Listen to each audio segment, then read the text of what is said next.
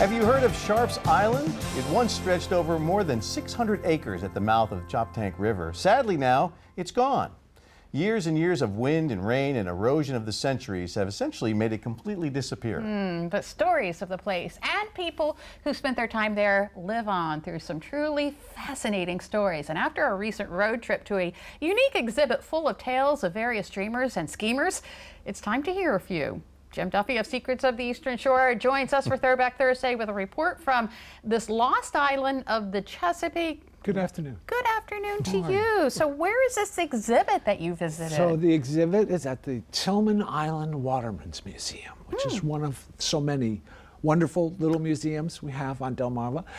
It's only up and through the end of October. But it was really fun. And one of the things that struck me that I'll talk about today is how this little island in the middle of the Chesapeake Bay attracted so many dreamers, people with big ideas and big plans.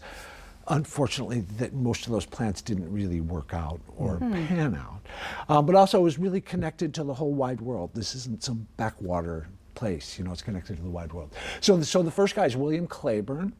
It was a big historical deal up on Kent Island. Super early Englishman in Maryland, 1620s. He's believed to be the first man to set foot on Sharp's Island, and he thought that he owned it.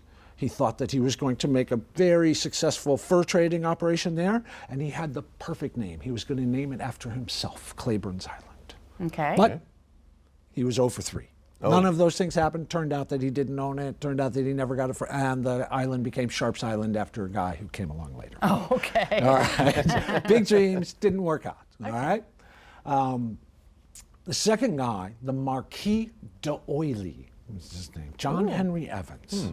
He was a dentist, born here in Maryland, went to Europe and became a dentist to the stars.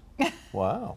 This is the 1800s. That meant his customers included the Shah of Iran, the Tsar of Russia, the Pope, some name, the 23rd or whatever it was, gave him the nobility title, Marquis d'Oily.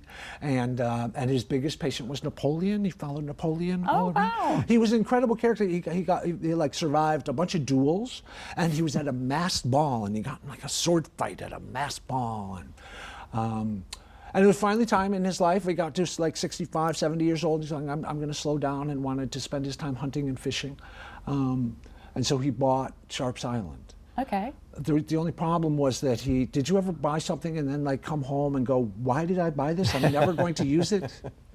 That's kind of what what happened to him, because he was living in Paris and it takes 2 months to get there in the 1800s. Right. So he never set foot on Sharp's Island. Huh. Okay, so how about the Oyster Man? The Oyster Man, Frederick Starring, another, just the lives these guys led. So he was a land surveyor, spent all his time out in the Wild West, like mapping out Indian territory in the 1800s, then became a general in the Civil War, then he became a diplomat, went to India, went to Africa. U.S. government sent him all over the place. They sent him to Paris, and there he learned about a new oyster farming technique. And he was from New York, but he was looking all over North America trying to figure out where to grow oysters, and bought Sharp's Island. And makes sense. I think you know the ending already, though. Yeah. Nothing ever happened. No. Nothing happened. He never came. Nothing he never happened. came. Okay. And then the very last one is they built a hotel on Sharp's Island. Okay. This guy Miller Creighton, he built a hotel, but the island was eroding too fast, and it was all gone.